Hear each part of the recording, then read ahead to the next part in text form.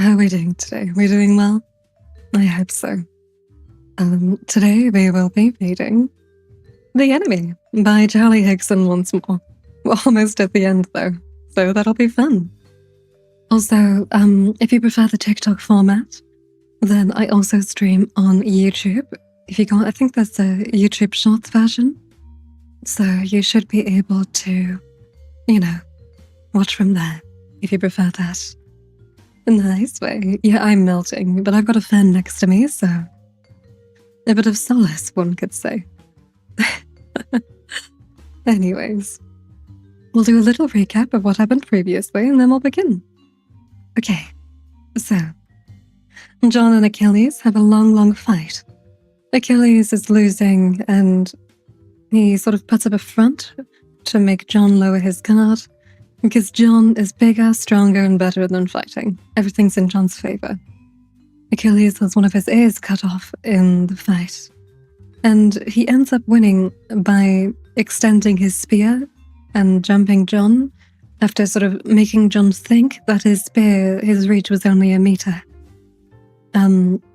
Achilles kind of goes on top of him and is about to stab him to death, but then John pleads to be able to live, and Achilles lets him. And then, for some reason, Achilles kisses John. We're not quite sure about why that is. But yes, that happened. And then we go back to Maxie and Blue. They want to leave the palace because they don't believe in kids fighting other kids. They don't support that. They're trapped by David until they change their mind. Oh yeah, and also Achilles and Ollie support David. So, yeah. Our main character is a bit alone in... Well, I don't even know who the main character is at this point. But yes. And hi, Charlotte. How are you doing today? Get some rest when you can.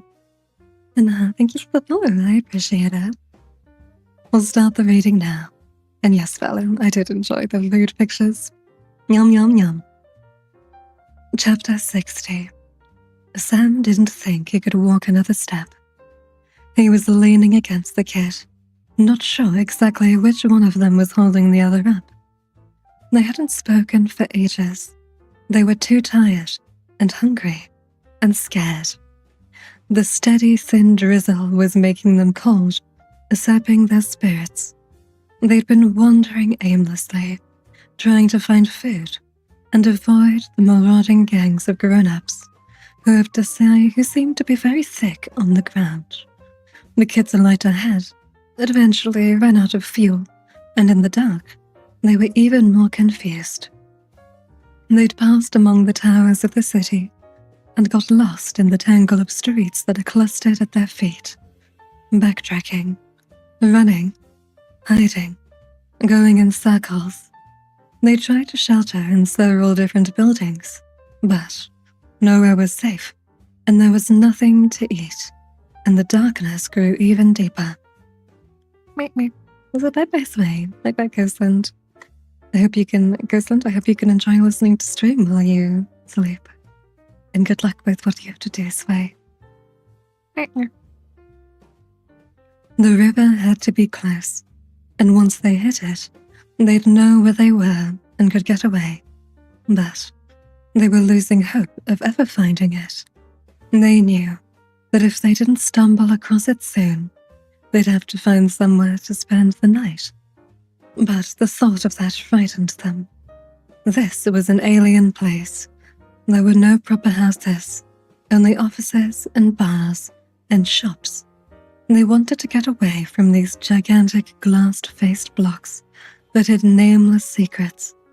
They were trying a new direction, into a very run-down area that had looked scary before. They trudged towards the railway bridge. As Sam grew more and more delirious, exhausted, soaked, thirsty, sucking rainwater from his shirt sleeves, his head throbbing, he began to see things, flitting shapes in the corners of his eyes, dancing spots of light, moving shadows. Whenever he turned his head to look, though, There was nothing there. He had a powerful urge to lie down in the street, curl up into a ball, and fall asleep, hardly caring if he ever woke up again. How nice just to go to sleep forever. So hi, Saint. Welcome in. Yes, meet me, JD. To send an emote, I think you can just use the 7TV thing. This is a thing called 7TV. Or you can just use I have like a couple default channel ones that you can use, I think. Like this one. Yeah. As always, that little voice in the back of his mind told him to keep going. He owed it to Rhiannon. She had sacrificed her own life to help him get away. He had to keep going. Her death had to count for something. And what about Ella? His little sister needed him. He had to find her, help her, look after her. It was like they were on his side, urging him on, one foot after the other. Without warning, the kids stopped. Sam tensed. What was it? What had he seen? More grown-ups? Would they have to fight this time? Sam gripped his butterfly pin. Maybe this night would never end. Look, said the kid, his voice a croak, and he pointed. Sam squinted into the murky gloom. What is it? He said. What am I looking for? There, said the kid, up ahead, flames. Sam saw them now. A row of what looked like flaming torches along the top of a wall, and he realized, with a little jolt of hope, that he recognized the building. He smiled. He had been here on a school journey in year 4. It was the Tower of London, the castle by the Thames, originally built by the Normans after the Battle of Hastings. How reassuring it was to see something familiar. And someone must have lit those torches along the outer walls. There are people there, he whispered. Adult people? I don't know, said Sam. They don't usually light fires, do they? But nothing's normal around here. We should be careful, said the kid. But almost as he said it, a voice called out from the darkness behind them. Stop. Still. Don't move. A boy's voice, not an adult. We're kids, Sam cried. Only kids. I can see that, said the voice. Where have you come from? Waitrose, said Sam. Waitrose? There was a hint of suppressed laugh in the voice. Sam slowly turned around. In Holloway. Where's that? North London, past Camden Town. You come all the way from there? Yeah, I'm trying to get to Buckingham Palace. Well, you're more than a little lost. I know, please, we're very tired and hungry. We've been running from grown-ups all day. Is it just the two of you? Yes. 4 figures appeared out of the darkness, and Sam felt like he'd somehow slipped back in time hundreds of years. The figures, all boys, were dressed in medieval outfits, tunics and boots with bits and pieces of armor, swords, shields, and helmets. One carried a crossbow. So hi, Kaidas. I haven't seen you for a while. Welcome in, and I hope you enjoy our lag reviews. Thank you for lurking. Will you help us? Said the kid. We can't go on. These are our last legs. The 2 tallest of the boys talked quietly to each other before one of them broke away and came over. He took off his helmet. He had a face that would have been handsome if it weren't for a long scar down one cheek that pulled the skin on that side of the face out of shape. He smiled and the scar twisted his mouth into a grimace. His eyes were kind though, soft and brown. He knelt down in front of Sam and the kid. How old are you 2? He said. 9, they both said together. You've made it all the way from here. You made it all the way here from North London? A shrimp did, said the kid. I've been living around the spittle fields, but I got into the tunnels and I was sort of lost and... Oh, hold on, not so fast, said the older boy. So you've been in the spittle fields? Who's been looking after you? The kid shrugged. No one. There were some other muckers with me one time, but they're all dead now. You can count on it. It was only me, but then I found the hobbit. We've been helping each other. We're mates. The boy with the scar shook his head and let out a snort of laughter through his nose.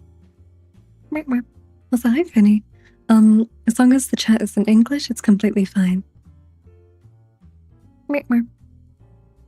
And here we were, thinking we were pretty clever living in the tower. Pretty tough. You two kids have shown up as a right bunch of wimps. Is it safe there? Said Sam. In the tower? The boy nodded slowly. Safe enough. You sure? Said Sam. You've been through a lot, haven't you? Sam nodded. Well, it's as safe as anywhere, I guess. Safer than out here on the streets, safer than down in the tube tunnels, that's for sure. That's a hi, convoy. Welcome in. How are you doing today? I hope you enjoy the reading and thank you for taking the time to tune in. Dude, I always wake up and I get notifications from your stream, but I've missed them because I've been asleep. Hi, Convoy. I hope you enjoy the reading. Also, message me anytime if you want to play. Where was I? Sam burst into tears, and the kid joined him. The boy opened his arms and pulled them to his chest, holding them there until they stopped sobbing. Then, he picked them up so that they sat against his hips and carried them towards the tower. Chapter 61. Convoy says it's okay, the sleep is important. Yeah, but I don't know, it's my fault because I've been going up, yeah. Oh gosh, I'm sorry to hear that, Kaipas. I always stream at this time. I don't know what you're going through, but whatever it is, I hope things get better soon, even if it's just a little bit. Take care of yourself, okay? Chapter 61. Ben and Barney were eating a late supper in the dining room. Most of the other kids had eaten earlier, and their food was cold. They'd been out of the way all evening, tinkering with a petrol generator they'd discovered in the storeroom in the utility area of the palace. They hadn't wanted to watch the fight, and had kept as far away as possible. Since arriving, they'd been spending their time exploring and scavenging. They tried to get David interested in engineering plans, a pump and a filtration system to get clean water from the lake, a plan to get some heating set up for the winter using the gas bottles they'd found in a shed, even a plan to generate electricity. But David wasn't interested. His sights were firmly set outside the palace. He even said that it would make the kids tougher if they didn't have too many luxuries. Ben and Barney realized that the big welcome of the first night feast, the show of abundance and opulence, had been that, just a show, to impress the newcomers. Since that night, the food had been steadily getting worse. Tonight it was boiled potatoes with cabbage and tinned peaches for dinner. Ben and Barney weren't complaining. They weren't that bothered about food, and at least this bland stuff filled them up. They noticed it though, how the portions were getting smaller, how they never had any meat. They'd had such high hopes when they'd arrived, a new life, with new opportunities. But David had set the palace up to be a little more than functional. They could survive here, and that was about it. The two of them often talked about how they'd been more appreciated at Waitrose, and how they'd enjoyed inventing things. They even missed all the stuff they left behind. They felt part of things there. An important part. Now, what were they? They couldn't fight. They didn't look forward to spending the rest of their lives as farmers. But food and fighting was all that David cared about. They looked up from their plates as Achilles came in, wearing a dressing gown. He was a mess, limping, his face and chest bruised and bandaged. A young boy they didn't recognize was with him. A stocky, bullet-headed kid carrying a shield and a collection of weapons in a golf bag slung across his back. "There you are," said Achilles. "Been looking all over for you." "Oh, what's up?" said Ben. "Nothing, I just need to know where everyone is. Can you make sure you're in the dormitory by 11 o'clock with everyone else?" "Why?" Bernie asked. She never much liked Achilles and resented his bossy manner. "Why? Because I said so. I need everyone to stay together." "What is it, like a curfew?" said Ben. "Dunno," said Achilles. "What's a curfew?" "Doesn't matter." "We're not busy anyway," said Bernie.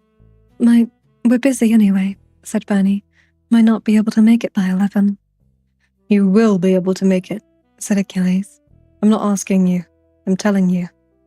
If you're not there, things will go bad for you." "What about Maxie?" said Bernie. "She gonna be there?" "She's in the sick bay," said Achilles. "She all right?" "Yeah, she's looking after Blue." "Well done in the fight, by the way," said Ben, to try and stop the situation getting heavy. Achilles merely shrugged. "You look like you should be in the sick bay," Ben went on. "I heard your ear got a bit mashed up.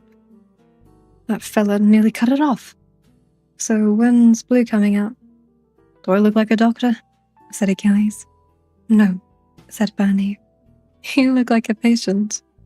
"I ain't neither, darling. I'm a fighter, and right now that's the most important type of person around. You got it?" "If you say so, big man," said Bernie, with a slight mocking sneer. Ben flashed her a warning look. Bernie was one of those girls who didn't mind what they said to people, which meant that the boys with her quite often got beaten up. "Meep, meep. Well, I'm glad to hear you're feeling better, Victor. It's awful just feeling bad and not knowing what to do with it. Because it's bad enough to feel bad. It's even worse to feel bad about feeling bad. You know?" Luckily, Achilles only grinned. "If you two losers hadn't made life bearable back at Waitrose, I'd have given you both a good slap a long time ago." "Yeah, well, I think you'll find that you need losers to make the world go around," said Bernie. "You said it. So you can see that we might be of some small use as well as a big, tough fighting man like you." "Small is right," said Achilles. "Now, just make sure you're in the ballroom by 11. We're going to be checking everyone. Got it?" "Sir, yes, sir," said Bernie, standing up and saluting. Achilles laughed before sweeping out with his caddy and leaving them to their cold potatoes. And that is the end of that section. Let me drink a bit of more water, and then we'll continue. My throat's really hurting today. I don't know why. Oh.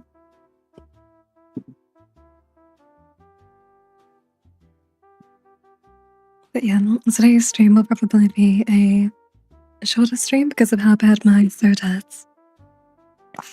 Also, thank you, Artis. That's very sweet of you. I'm just going to try and have a throat sweet real quick and see if that helps me. Yeah, I can't open it with these nails. Okay. I hope I don't choke on it. It's easy just to have water. Okay, I got a throat sweet now.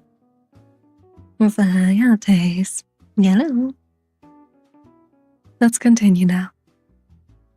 Chapter 62. Maxie lay on her bed and stared up at the patterns of light that the candles were making on the ceiling of the sick bay. She felt flat, physically flat, like a sheet of paper, with no room inside for any emotions. She'd exhausted herself, worrying about David and how Ollie and Achilles had betrayed her. She'd gone through anger, shame, fear. She felt stupid and abused and mocked. There was nothing left to feel anymore, except the oddly comforting ache in her side.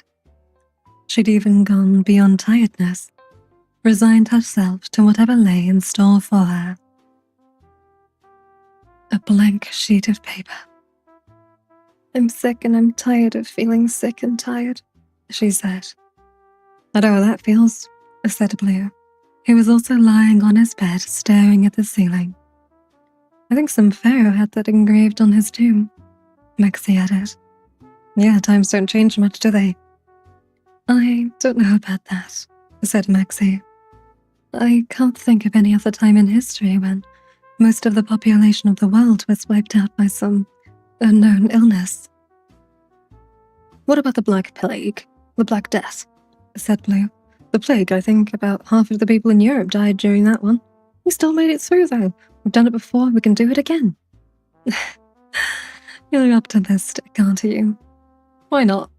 "It's just that life's been pretty crap lately, in case you haven't noticed." "Yeah, I noticed." Maxie looked over at Blue. Just as he looked over at her, he smiled. "Don't worry," he said. "We'll get out of this jam. We'll be okay." "You know," said Maxie, still looking at Blue, "you're much nicer when you're away from everyone else. You don't try to keep up such a front. You gotta be tough to survive. Don't show no weakness to no one." "Yeah, well, it's easy for you. You've been tough all your life. I was just an ordinary girl before. Nothing special. I wasn't even that sporty." "You don't know me at all." "Oh, yes, I do. I knew loads of boys like you before the disaster," said Maxie. "They used to strut about the place, intimidating people." "You know what my nickname was before all this?" said Blue. "I don't know," said Maxie. "Killer? King Dude? The boss?" "Bookface." "Bookface? Yeah, it's a shit nickname." "Don't I know it? What does it mean, anyway?" "A lot. Not a lot." "No, come on, what does it mean? Like you always had your face in a book? Or that your face looked like a book?" Blue sighed. "Everything that happened, right? It changed people. It changed me. I had another nickname as well." "Surprise me." "Fat boy." Maxie laughed. "You're not fat." "I used to be. I was a fat nerd." "No." Maxie came up on her elbow and leant towards Blue with a shocked smile on her face. "Meep meep." "Hi, B. Welcome in. How you doing today? You doing well?" "Meep meep." "Straight up," Blue laughed. "I have 2 brothers and 2 sisters. You know how families are. Everyone finds their space. My oldest brother, Akeem, he was trouble. My next brother, Felix, was into sport. My big sister, Lulu, was obsessed with fashion. My other sister, she was into boys. My thing, I was the brainy one of the family. I was always good at school. Didn't really try, it just came easy to me. Because I was good at it. I quite liked it, lessons and all. Though I couldn't tell anyone back then, they found out I read a lot of books, though. Gave me a bare hard time for it. I didn't much care. I didn't get out much. I spent hours on my computer and not just playing games. My mum used to go on about me not getting enough exercise, but at the same time she liked knowing that I was learning stuff. She wanted me to go to university. I didn't know about all that. Akin, he was into gangs. Mum didn't want me having nothing to do with that way of life. Some kid from our school was stabbed. It was big news. Mum was scared. All the gangs just went crazy and fought each other. Killed each other. Stupid jerks. For a little while, it was like a war zone out there. Soon those that didn't kill each other began to realize who the real enemy was. So then the gangs went up against the grown-ups. Most of them died early on. Not me, though. I kept my head down. I watched. I learned. It was what I was good at. Who lived and who died like a lottery. Just raw luck. Like in a war. First to get in it are the regular army, the trained soldiers. After that, the army takes whoever they can get. I'm who they got. The disaster made me tough, Maxie. And that's why I have to try hard when there's people around me. Because it don't come easy. And are you a person? Said Maxie. You're different. You understand all this stuff. Sometimes I think I do. Sometimes I think I don't. It's funny, said Blue. Lying here, I feel like I can talk to you about anything. It don't matter no more. I'm glad you told me all that, said Maxie. Blue rolled onto his back and looked away. Maybe I just want you to like me, he said. Oh, yeah? I know we haven't always agreed on stuff, Maxie, but you know what it's like. With no adults around to tell you what to do all the time, you'd think we just all want to stay up late, drink, smoke. And I know a lot of kids who did that at first, but when you're scared, struggling to stay alive, those thoughts just go right out the window. Sometimes, though, you get feelings. What are you trying to say, Blue? I like you, Max. I always did. That's why I act the way I do. I know you liked Aaron. I didn't think I had a chance at first. I'm Fat Boy, remember? Bookface, the computer nerd? And girls never used to go for me, but not in that way. Maxie looked over at Blue. He was staring fixedly at the ceiling. Might have even been blushing. Are you saying that you fancy me, Blue? Now Blue looked embarrassed. No, not like that. Like what then? I don't know, like what? I shouldn't have said anything. Shit. It's alright, I'm confused right now, Blue. I don't know what to think. About Aaron, about you, about me, and until we can get out of this mess and I can get my head together and think about things, then I can't think about anything. Does that sound dumb? No more than anything I said. Blue sat up, smiled. You didn't yell at me? Does that mean that if we get out of here, I might have a chance? Maxie laughed. Let's get out of here and we'll see. But say we did get out, yeah. Where would we go? We've got the whole of London to choose from. But we don't know it round here. We don't know where it's safe. There must be other kids, said Maxie. This can't be it. Nowhere else is going to be as well set up as this, said Blue. No one else is going to be as safe. David's the only one around here who's organized. They both jumped as the voice came from across the room. David's a liar. They'd forgotten all about the girl with the bandaged face in the other bed, the one they'd rescued at Green Park. They both sat up and looked over at her. Her eyes were glinting in the half-light. What did you say? Blue asked, even though he had heard her quite well. David's a liar, she repeated. He's been lying to you all along. Why do you think he's been keeping me out of the way up here? Because of your injuries? Said Blue. Wasn't it obvious? They're not as bad as they look, said the girl. When you cut your face, there's a lot of blood. Rose fixed me up pretty well. I'm going to look like hell, but it's only skin. David didn't want me mixing with you lot, though. He didn't want me talking.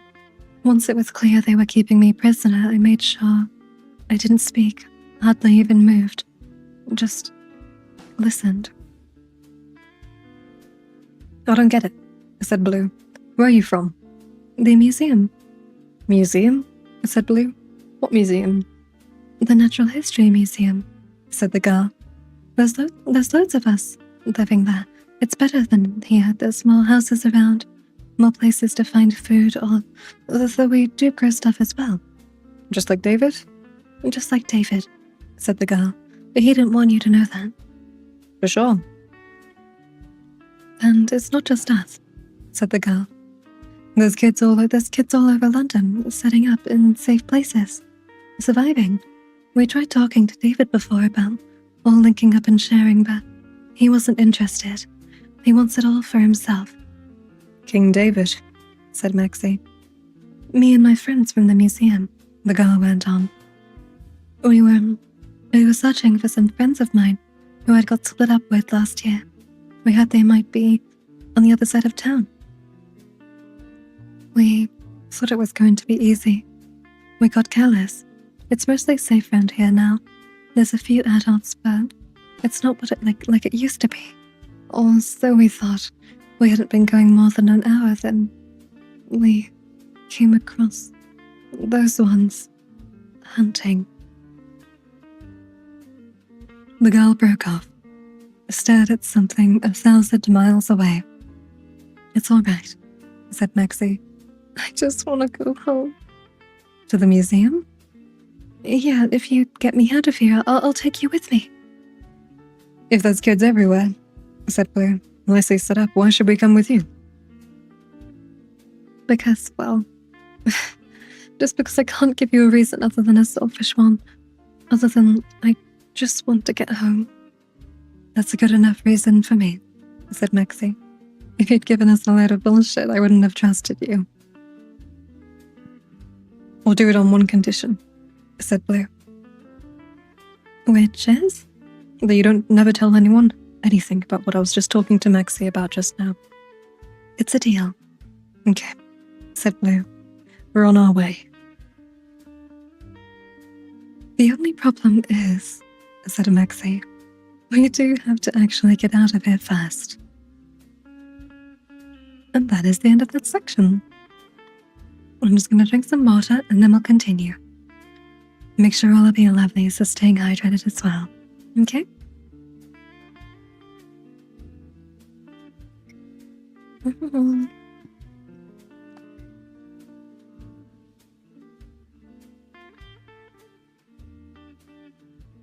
Okay, let's continue now. Chapter 63. On the other side of London, Sam was standing on the battlements of the Tower of London, staring out at the great swollen river Thames. A wide strip of silver in the moonlight. It had risen a metre or so since the disaster, and the tower once more had a water-filled moat around it, just as it had done hundreds of years ago. Sam felt as if he was living inside a brilliant medieval story. When they'd arrived, he and the kid had eaten some hot food and drunk some clean water and rested in soft beds. Sam still couldn't quite believe they was here, living in a castle, safe at last from all the dangers of London. The kid was standing next to him, his chin resting on his hands on top of the wall. What are you thinking about? Said Sam. Cheese. The kid used to like cheese, hadn't eaten any for a wicked long time. Did you spot it down there? What? They've got a genuine 100% cow, a living, breathing lawnmower. I saw it, yeah, said Sam, and chickens and pigs and a goat. Well, if there's a cow, there's milk, ain't there? Said the kid. And if there's milk, there's possible cheese. Could be, said Sam. He didn't want to disappoint the kid, but he was pretty sure you needed a bull if you wanted a cow to make milk, though he wasn't quite sure exactly how it all worked. Who knows? Maybe they had a bull as well. Also, JD, on Twitch, the main sort of vibe is that people are a lot more talkative on TikTok since it's a short form, fast platform, but on Twitch we're all nice and quiet and cuddly. Where was I?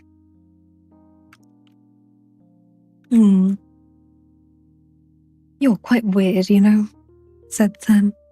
I'm different, said the kid. My gran always said I was half clever, half stupid, and half crazy. That's 3 halves, said Sam. Yeah, I told you I was different. When we're strong enough, said Sam. Will you come with me? Where? To Bucko Palace? Yeah, to find Ella. Of course I will, said the kid, and he put an arm around Sam. It'll be a grand new adventure of the old school. I'll write books about us, long books. Nothing's ever gonna split us up, small fry. We're a team. Like Batman and Robin Hood. And then he sang, Batman. Chapter 64. Wait. Also, Victor, if you want to, you can talk about the book. You can talk about anything you like. I don't mind. I love talking to you guys in chat.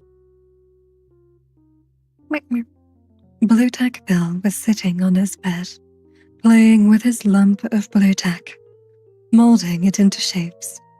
One moment it was a horse, then it was a house, then it had become a tree, then a little man, then a bomb. He was playing a game, and the blue tack became anything he wanted it to, any toy he could imagine. Sometimes he would pull it apart and turn it into 2 figures, or more. He was never alone as long as he had his blue tack. It spoke to him in the voices of the characters in his story. He could sit like this for hours, lost in his own little world. It was late, and all around him the other kids were settling down for the night, even though the ballroom they were using as a dormitory was huge. It smelt of dirty clothes, sweaty feet, and bad breath. Bill tried to shut out the smells by concentrating on his game, but a short, sharp bark had distracted him, and he looked over to the next bed, where Alice and Ella were playing with Godzilla. The puppy was tired. Bill could tell he wanted to sleep. He was irritable, so he snapped at them. But they didn't know when to stop. When Godzilla got bigger, they'd have to be careful. He'd bite their hands off. So hi, Agent. How are you doing today? You've joined just about as I'm about to end. This is the last section I'm going to be reading because of my throat pain. I'm very tired today. Super sleepy. I'm in the type of mood where I could spend the whole day just lying on the floor cuddling my dog. Also, I know what you mean, Victor. I get you. I get that a lot. You get some rest as well, Agent. You take care of yourself. But I hope you enjoy the reading, albeit how short it will be. Bill saw Ollie go past. He was counting each kid, muttering the numbers out loud to himself. Blue Tack watched him move along the rows of beds, and when he got to Whitney, who was also counting, they had a quiet chat. Whitney nodded. They looked very serious. Blue Tack could have saved Ollie the bother. He could have told him how many kids were in the room without counting, just by looking. He had a good head for numbers, and his memory was perfect. His brain didn't work like the other kids. He'd always known that. He could tell just by glancing around the room that everyone was there, 48 kids in all. Everyone except Maxie, Blue, Lewis, and Achilles. Bill looked down at his hands. He had shaped the numbers 48 without even thinking about it. He scrunched the stringy figures into a ball before anyone noticed and kneaded it back in between his fingers. Blue Tack never said anything, but he missed anything either. Something was going on. A group of big kids, the most important ones, had been having lots of whispered conversations all evening. Ollie, Achilles, Whitney, and Lewis. Something was going to happen tonight. Bill tried to stop feeling worried. Slowly, the ball of blue tack in his hands changed shape and became a smiley face. Bill looked at the face. Don't be scared, it said. There were shouts from outside, the sound of running feet. Bill tensed. His hand squashed the face into a flattened mess. That was the only visible sign that he was concerned. His expression gave nothing away. He had lived so long now on edge, waiting for something awful to happen, reacting to it when it did, like he was a small wild animal, constantly alert, all his senses tingling. The footsteps passed by. Ollie and Whitney exchanged glances. It all went quiet again. Their face reappeared in the blue tack. "It's okay," it said. "You're safe now." And that is the end of that section, and where we will be ending stream for today. I apologize for the short stream, it's just that my throat really is quite painful today. But yeah, I hope you all enjoyed, and have a lovely rest of your day, night, anytime it is for you. Stay safe, eat cake, don't panic, and may you all live in interesting times. Bye bye. See you guys tomorrow.